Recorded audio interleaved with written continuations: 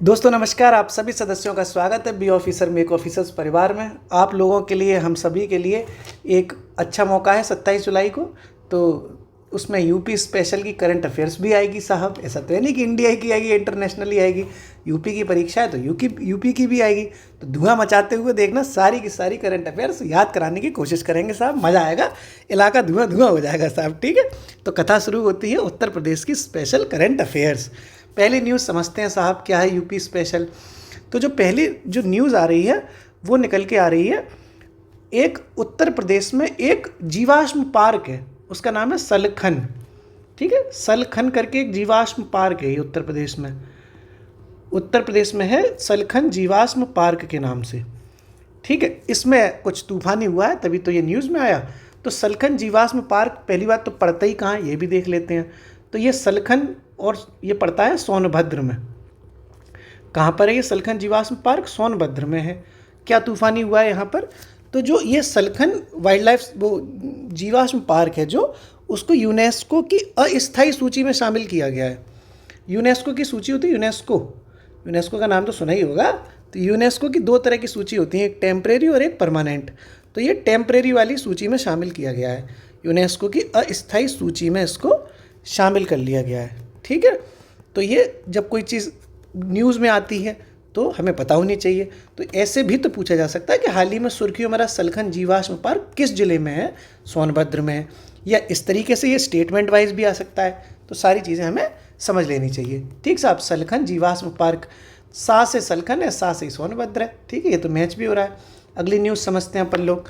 जो अगली न्यूज़ है उसको देखते हैं। अगली न्यूज़ ये है कि इसरो, आपने सुना है ना, ISRO, Indian space research organisation, ISRO में ना, इसरो का एक रॉकेट प्रक्षेपण किया गया उत्तर प्रदेश में। तो इसरो का रॉकेट प्रक्षेपण हुआ है, यूपी में हुआ है ये। ठीक, वैसे तो ये साहब यूपी में कोई रॉकेट का काम तो है नहीं है, लेकिन हो गया साहब। ठीक, इसका इसरो का रॉकेट प्रक्षेपण हुआ है और पहली बार उत्तर प्रदेश में हुआ। ठीक है, पहली बार यूपी में हुआ है ऐसा, क्योंकि यूपी में ये रॉकेट वॉकेट का काम तो ज़्यादा होता नहीं है। तो ये इसरो का रॉकेट प्रक्षेपण पहली बार उत्तर प्रदेश में हुआ। और कहाँ पर हुआ? कुशीनगर में। कुशीनगर जिला पड़ता है ना, तो कुशीनगर जिले में हुआ। और एक स्पेसिफिक गांव है, उस गांव का नाम है जंगलपट्टी। तो कुशीनगर जिले के जंगलपट्टी गांव में हुआ है। गांव भी पूछा जा सकता है ना, थोड़ा सा डेप्थ में समझते हैं। जंगलपट्टी गांव में ये पूरा रॉकेट प्रक्षेपण किया गया इसरो के द्वारा। उत्तर प्रदेश में ऐसा पहली बार हुआ। ठीक है, तो एक कंपनी थी, उसने थोड़ा सा सपोर्ट किया है। तो जो सहयोगी कंपनी है उसको भी देख लेते हैं। कंपनी क्या, सहयोगी कंपनी लिख देते हैं अपन ठीक से। जो सहयोगी कंपनी है इस पूरे प्रक्षेपण को कराने में जो मदद करने वाली कंपनी है, उसका नाम भी पूछा जा सकता है। उसका जो नाम है उसको समझते हैं अपन। उसका नाम है दोस्तों Thrust Tech India Limited. Thrust Tech India Limited. ठीक है, थ्रस्ट टेक इंडिया लिमिटेड, ये इस कंपनी के सहयोग से इसरो ने उत्तर प्रदेश में पहली बार रॉकेट प्रक्षेपण किया। कहाँ हुआ? कुशीनगर में रॉकेट उड़ गया, और वो भी जंगलपट्टी गांव में उड़ा। ठीक है, ये सफल परीक्षण रहा है सब, बढ़िया एकदम, कोई दिक्कत ही नहीं है। अगली न्यूज़ पर चलते हैं अपन। अभी अपन रिवाइज भी करेंगे ना। यूपी स्पेशल करंट अफेयर्स की दुनिया चल रही है भाई। ठीक है, और सब मज़े में चल रहा है, टेंशन मत लेना। ठीक साहब, आप में से कई लोग, अगर कोई लोग नया देख रहा हो तो हमारी टेलीग्राम पर इसकी तो हम PDF भी भेज देंगे। साथ में टेलीग्राम पर एक प्रैक्टिस सीरीज चल रही है भाई साहब, धुआंधार मस्त एकदम। 25 क्वेश्चन उसमें सुबह भेज देते हैं और शाम को उसका एक्सप्लेनेशन वीडियो भी दे देते हैं, ताकि आप लोग वीडियो के माध्यम से चीज़ें समझ सको। लोग PDF के चक्कर में रहते हैं, PDF मिल जाए। ऐसी PDF आपके मोबाइल में चटनी बन के घूम रही होंगी। ठीक है, वीडियो में हम चीज़ें समझा देते हैं। ठीक, आगे बढ़ते हैं अपन। अगली जो न्यूज़ है दोस्तों वो है गोरखपुर में गोरखपुर लिंक एक्सप्रेसवे का उद्घाटन किया गया। Gorakhpur link expressway. ठीक है, गोरखपुर लिंक एक्सप्रेसवे का उद्घाटन किया है साहब। तो उद्घाटन कौन करेगा? उत्तर प्रदेश की न्यूज़ है, तो उद्घाटन कौन करेगा? योगी जी करेंगे, उत्तर प्रदेश के मुख्यमंत्री हैं।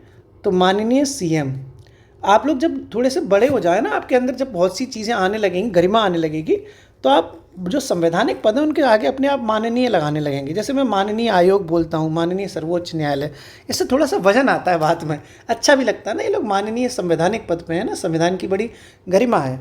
तो माननीय योगी आदित्यनाथ जी के द्वारा, मतलब माननीय चीफ मिनिस्टर योगी आदित्यनाथ जी के द्वारा इसका उद्घाटन किया गया। अरे यार ये कलर बदल लूँ इसका, माननीय सीएम योगी जी के द्वारा, ठीक है, इसका उद्घाटन किया गया। योगी जी द्वारा उद्घाटन किया किसका? गोरखपुर लिंक एक्सप्रेसवे का, ठीक है, इसी का। अब ये कितने किलोमीटर लंबा होगा ये भी समझना पड़ेगा।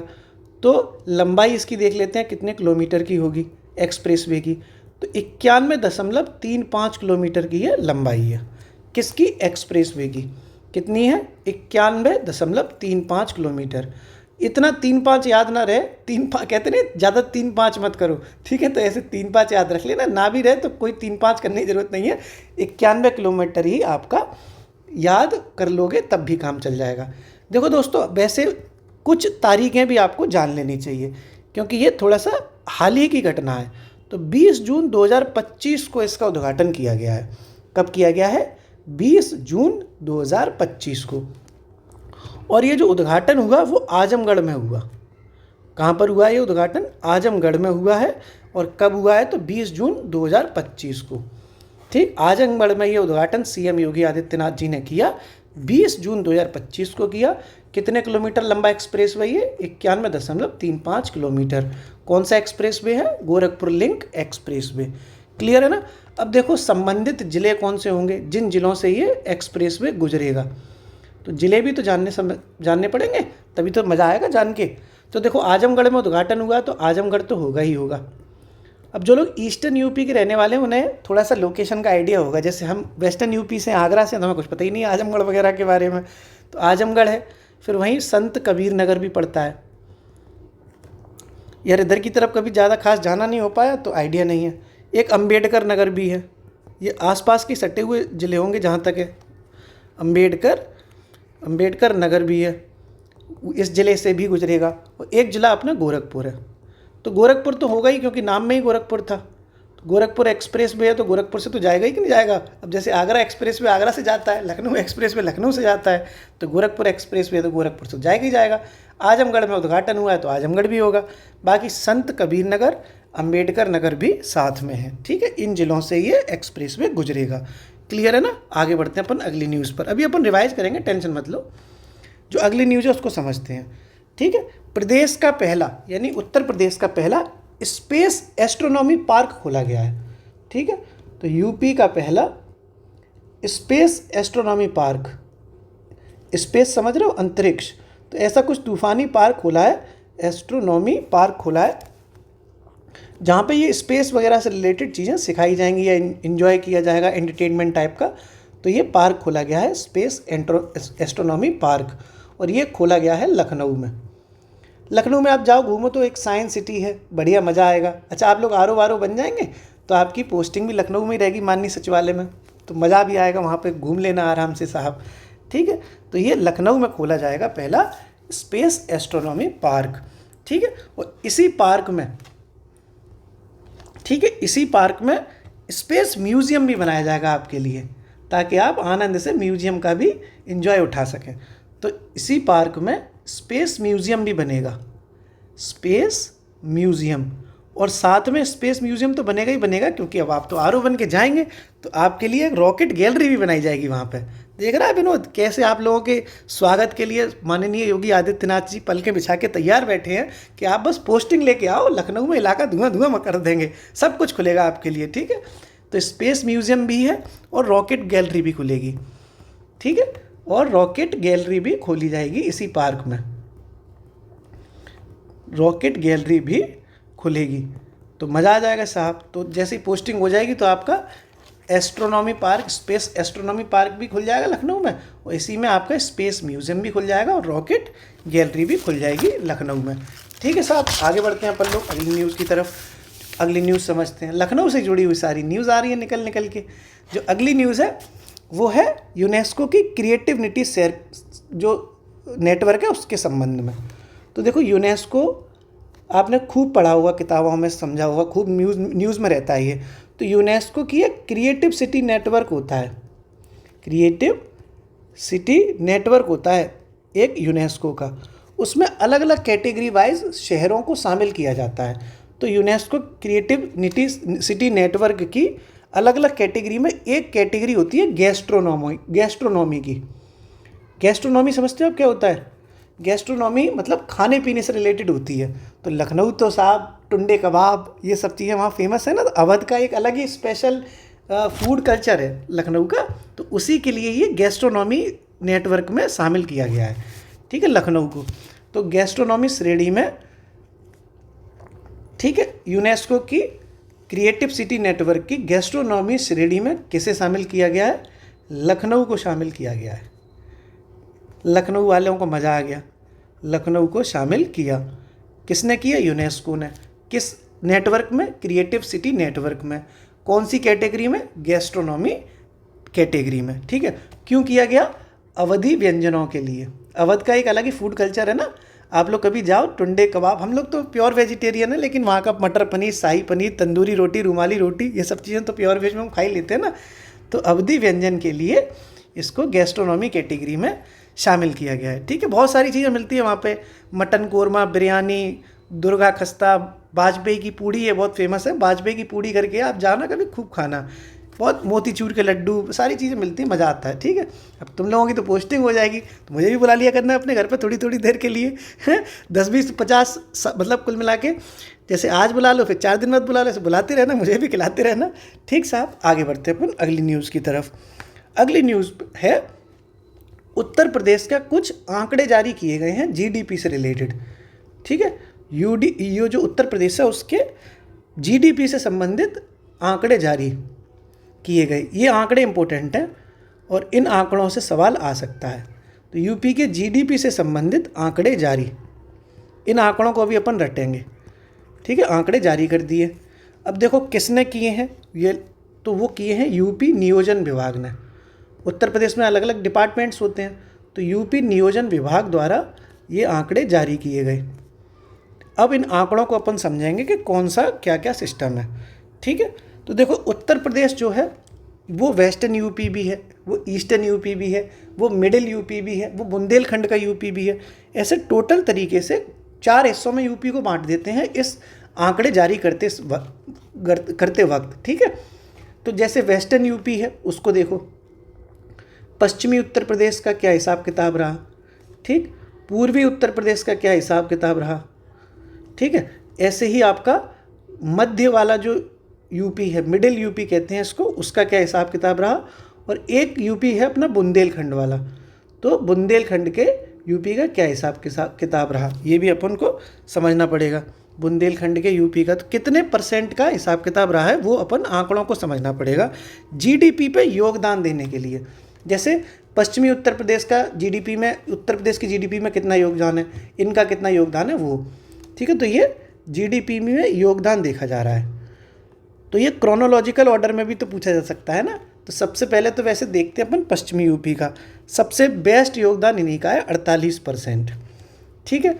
फिर पूर्वी उत्तर प्रदेश का है सेकंड नंबर पे 27%।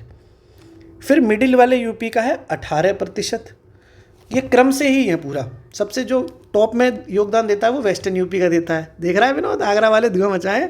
फिर ये पूर्वी उत्तर प्रदेश 27% के साथ सेकंड नंबर पे है।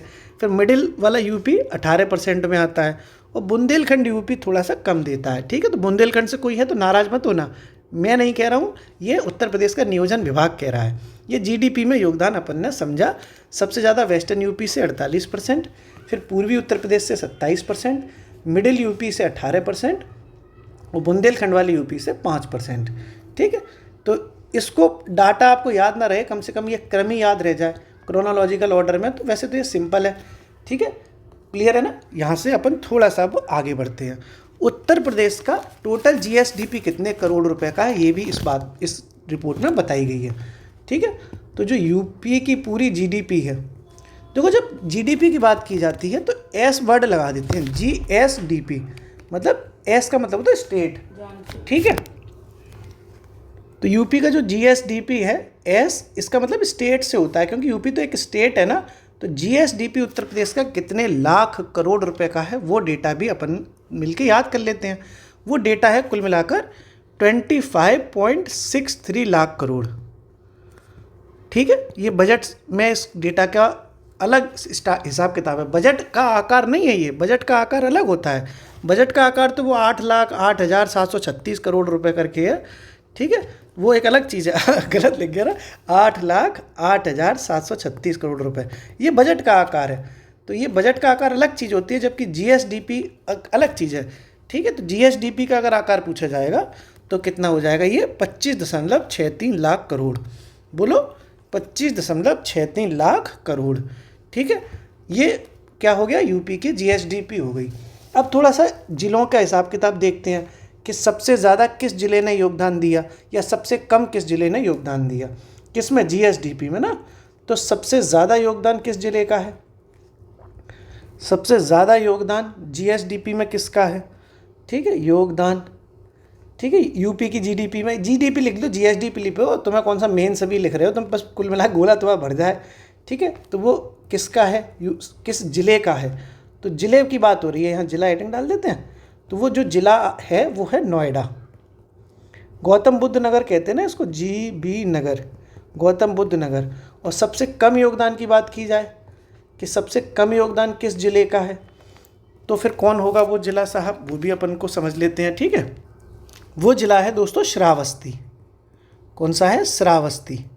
यानी जीडीपी में सबसे कम योगदान श्रावस्ती का है, जबकि सबसे ज़्यादा योगदान नोएडा उत्तर प्रदेश, इसका नोएडा गौतम बुद्ध नगर का है। ठीक, ये भी अपन ने समझ लिया। यहाँ एक नोट अपने को और समझना है, एक नोट है, नोट ये है कि उत्तर प्रदेश के कितने ज़िले हैं उत्तर प्रदेश में इस वक्त, 75 ज़िले हैं। कितने हैं, 75 ज़िले हैं। 75 में से 43 ज़िले ऐसे हैं जिनका कुल योगदान 1% से भी कम है। ठीक है, ये बहुत बड़ी चीज़ है, मैं क्लियर भाषा में लिख दे रहा हूँ इसको कि कितने ज़िले ऐसे हैं, 43 ज़िले ऐसे हैं जिनका योगदान 1% से भी कम है। तभी तो थोड़ा सा दिक्कत चल रही है, क्योंकि सभी ज़िले उतना योगदान दे नहीं पा रहे। तो 75 में से 43 ज़िलों में, ठीक है, 43 ज़िलों का जो योगदान है वो 1% से भी कम है। कितने परसेंट से, 1% से भी कम है।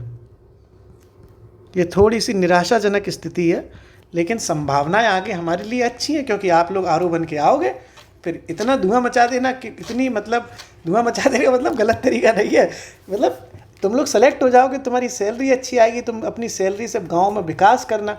तुम एक आदमी की मदद करोगे, फिर वो 3 आदमी की और मदद करेगा, फिर वो तीनों आदमी और 9 लोगों की मदद करेंगे। ऐसे एक बढ़िया चेन बना लेना, ताकि सारे ज़िले अच्छे तरीके से डेवलप हो जाए। ये एक पॉजिटिव थॉट्स के साथ भी तो जिया जाता है। हमारे पापा ने हमें यही सिखाया कि हमेशा मदद करनी चाहिए। बाकी एक पिक्चर आई थी सलमान खान की, जय हो के नाम से, उसमें भी ये सिखाया गया था। तो हम लोग भी ऐसा करते हैं, आप भी ऐसा करा करो। ठीक है, अब थोड़ा सा रिवीजन देख लें अपन, काफ़ी न्यूज़ पढ़ ली अपन ने। ठीक है, रिवीजन करते हुए चलेंगे तभी तो सब चीज़ें समझ में आएंगी। सलखन जीवाश्म पार्क कहाँ बना, सोनभद्र में ये पार्क है। सलखन, सलखन सा से सोनभद्र। यूनेस्को की अस्थायी सूची में सलखन जीवाश्म पार्क को शामिल किया गया है। इसरो का रॉकेट परीक्षण हो गया, उड़ गया साहब रॉकेट। पहली बार उत्तर प्रदेश में उड़ा, कुशीनगर जिले में उड़ा, और वो भी जंगलपट्टी गांव में। और कौन सी कंपनी ने सहयोग किया, थ्रस्ट टेक इंडिया लिमिटेड। कौन सी कंपनी है, थ्रस्ट टेक इंडिया लिमिटेड। बोलो बोलो, थ्रस्ट टेक इंडिया लिमिटेड। ये जंगलपट्टी गांव में, कुशीनगर में रॉकेट उड़ गया पहली बार उत्तर प्रदेश में। ठीक है, ये जंगल बात चली है, पता चला है, पट्टी पहन के फूल खिलाए, फूल खिलाए, तो जंगल पट्टी में फूल खिल गया, इसरो ने खिला दिया रॉकेट उड़ा के। ठीक साहब, फिर ये गोरखपुर लिंक एक्सप्रेस वे, 20 जून को ये एक्सप्रेस वे घोषित किया गया, उद्घाटन किया गया माननीय चीफ मिनिस्टर योगी जी के द्वारा, जिसकी लंबाई कितनी है, 91.35 किलोमीटर। आजमगढ़ में इसका उद्घाटन हुआ, इसलिए ये आजमगढ़ से तो गुजरेगा ही गुजरेगा। नाम में गोरखपुर है, ये देखो नाम में गोरखपुर लिंक एक्सप्रेस वे है ना, तो गोरखपुर से भी गुजरेगा। इसके अलावा संत कबीर नगर और अंबेडकर नगर से भी ये गुजरेगा। फिर उत्तर प्रदेश का पहला स्पेस एस्ट्रोनॉमी पार्क खोला गया साहब। आपकी पोस्टिंग होगी लखनऊ में, तो वहीं ये एस्ट्रोनॉमी पार्क भी हो गया, साथ में स्पेस म्यूजियम और रॉकेट गैलरी भी खुलेगी। फिर ये यूनेस्को की क्रिएटिव सिटी नेटवर्क में गैस्ट्रोनॉमी श्रेणी में लखनऊ को शामिल किया गया। क्यों शामिल किया गया, वहाँ के स्पेशल फूड कल्चर के लिए, अवधि व्यंजन के लिए।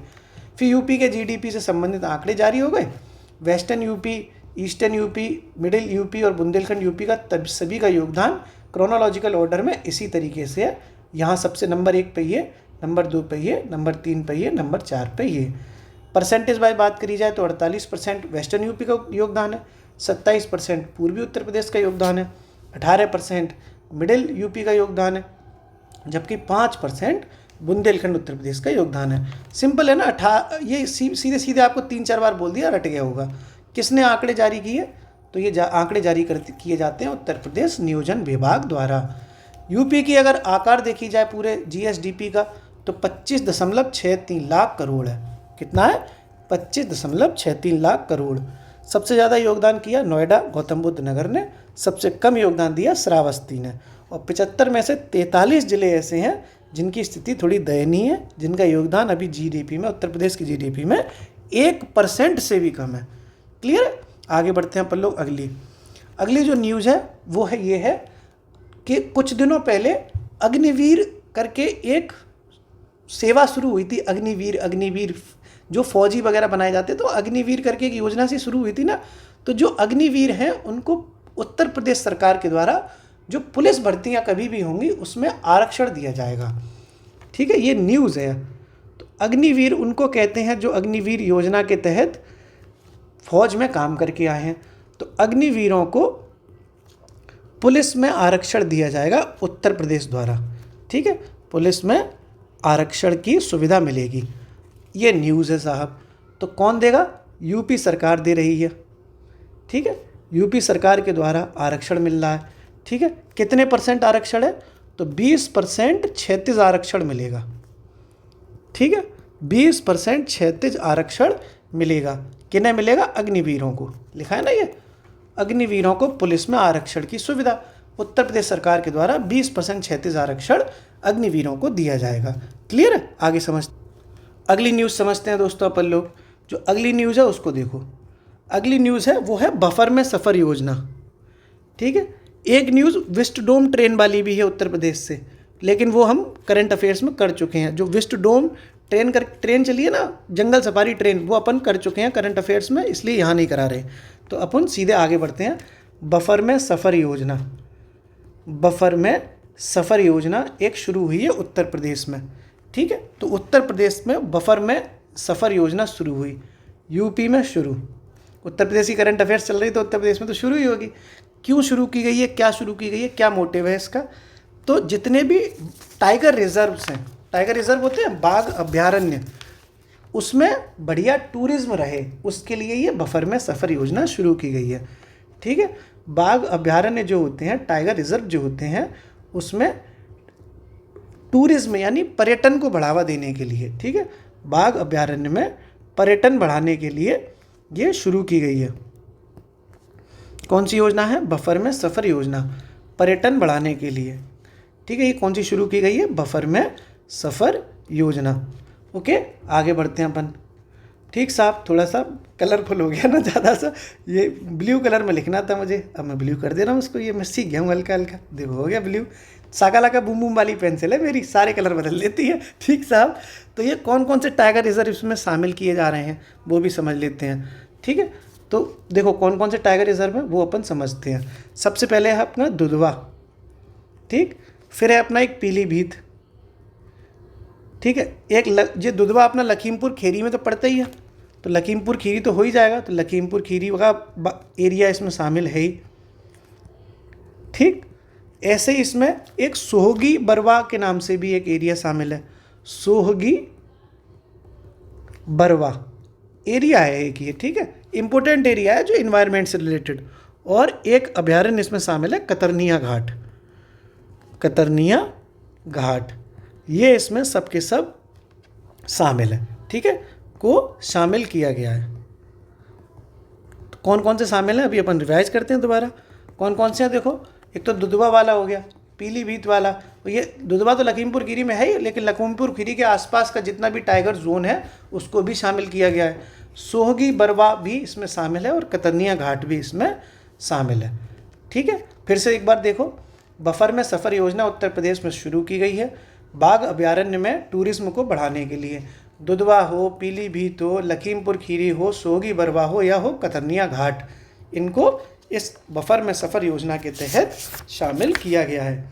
क्लियर है ना। अब अपने को एक चीज़ और समझनी है कि ये योजना शुरू कब की गई, क्योंकि ये योजना की डेट जानना भी ज़रूरी है। कुछ चीज़ें जान लेनी चाहिए क्योंकि यूपी स्पेशल है ये। तो 26 मई 2025 को शुरू की गई है बफर में सफ़र योजना। कब की गई है? 26 मई 2025 को शुरू की गई है बफर में सफ़र योजना।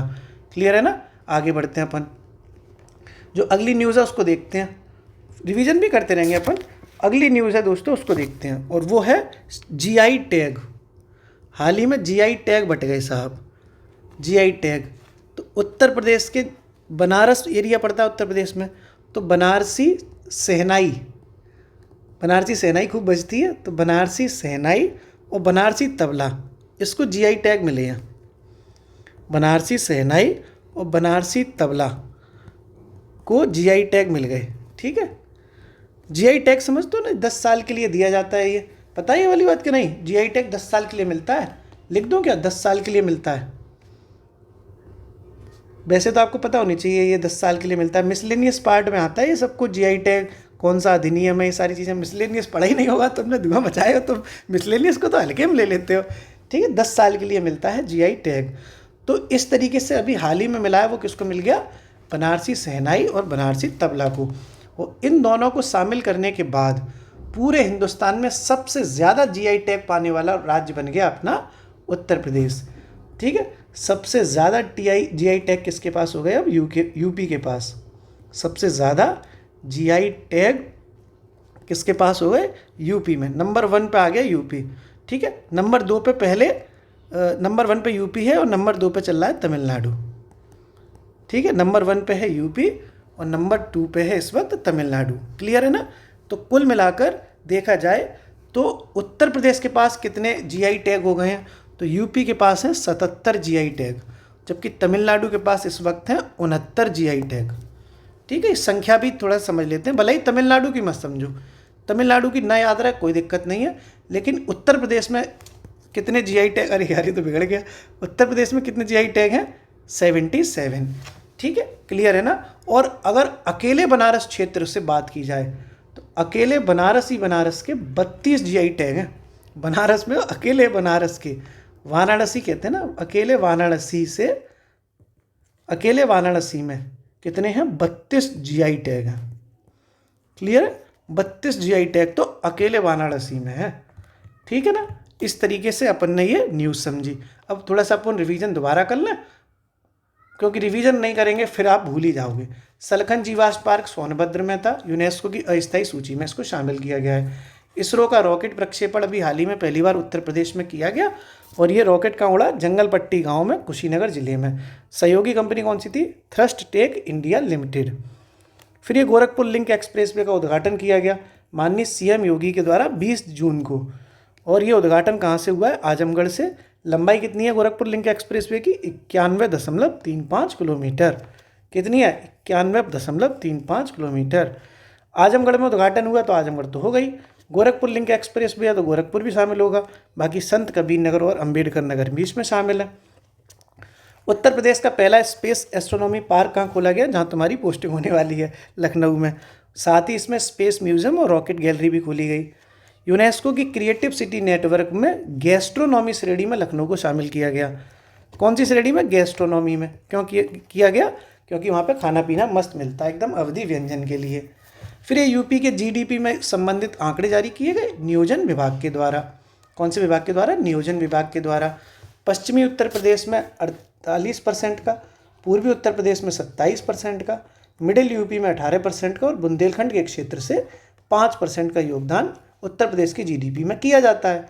टोटल जीडीपी का आकार उत्तर प्रदेश का 25.63 लाख करोड़ है। कितना है? 25.63 लाख करोड़। बोलो बोलो, 25.63 लाख करोड़। सबसे ज़्यादा योगदान कौन करता है? नोएडा करता है, जबकि सबसे कम योगदान कौन करता है? श्रावस्ती। 75 में से 43 जिले ऐसे हैं जो बेचारे अभी 1% से कम योगदान दे पा रहे हैं। कितने जिले हैं ऐसे? 43 जिले। अग्निवीरों को हाल ही में पुलिस में आरक्षण किस राज्य ने शुरू किया है? उत्तर प्रदेश ने शुरू किया है। क्षैतिज आरक्षण मिलेगा, वो भी 20% का। बहुत मिला है, अच्छा खासा आरक्षण है, 20%, काफ़ी मदद मिलेगी, अच्छी बात है ये बेचारे बहुत मेहनत करते हैं फौज में, इनका रिजर्वेशन मिलेगा तो ये राज्य में अपनी सेवाओं का प्रतिनिधित्व भी कर पाएंगे। ठीक है, फिर ये बफर में सफ़र योजना उत्तर प्रदेश में शुरू की गई है, 26 मई 2025 को शुरू हुई। कब हुई है? 26 मई 2025 को। बफर में सफ़र योजना का मकसद है टाइगर रिजर्व में टूरिज्म को बढ़ावा देने के लिए दुधवा, पीलीभीत, लखीमपुर खेरी, सोगी, बरवा और कतनिया घाट जैसे टाइगर जोन के एरिया इसमें शामिल हैं। कौन कौन से? दुधवा, पीलीभीत, लखीमपुर खीरी, सोगी, बरवा और कतनिया घाट जैसे इसमें शामिल हैं। कब शुरू की गई थी? 26 मई 2025 को। बफर में सफ़र योजना उत्तर प्रदेश में। फिर ये जीआई टैग मिल गया अभी हाल ही में। बनारसी शहनाई बज गई, बनारसी तबला बज गया। तुम्हारी शादी में अभी बाकी हैं हफ्ते 4, शहनाई भी बजेगी, तबला भी बजेगा। ठीक है, 10 साल के लिए जीआई टैग दिए जाते हैं। सबसे ज़्यादा जीआई टैग इस वक्त कहाँ हो गए? अब उत्तर प्रदेश में है 77, जबकि तमिलनाडु दूसरे नंबर पर है 69 के साथ। 77 जरूर याद रखना, यूपी के हैं। अकेले बनारस से 32 जीआई टैग हैं। ठीक है, अभी इतना ही रखते हैं, बाकी कल फिर एक और यूपी स्पेशल की करंट ले आएंगे। धीरे धीरे मैं कोशिश कर रहा हूँ कि आपको चीज़ें खत्म करवाएं। ठीक है, ओके, हंसते नहीं, अभी जाओ मत, एक सवाल का आंसर देके जाओ, अभी कमेंट तो करके जाओ बढ़िया सा जी। करंट अफेयर्स का एक बढ़िया सवाल पूछ लूँ मैं आपको, रुको। अच्छा बताओ, चलो पहला सवाल करंट अफेयर्स का, कि हाल ही में वायुसेना के द्वारा डेजर्ट हंट अभ्यास किया गया था। डेजर्ट हंट अभ्यास ये कहाँ किया गया? डेजर्ट हंट अभ्यास वायुसेना के द्वारा किया गया कहाँ पर? एक सवाल तो आप ये बताओ कमेंट में।